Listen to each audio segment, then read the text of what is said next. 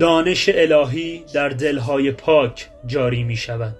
تنها ترازوی برتری تو نسبت به بقیه نیت توست. نیت تو مسیرت را تعیین می کند.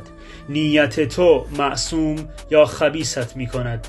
نیتت را پاک کن تا محرم اسرار شوی، وگرنه در هزار توی خالق محکوم به گم شدنی.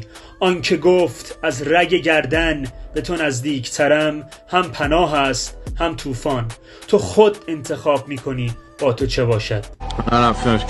To all you phonies, all you two-faced friends, you sycophantic suck-ups who smile through your teeth at me, please leave me in peace.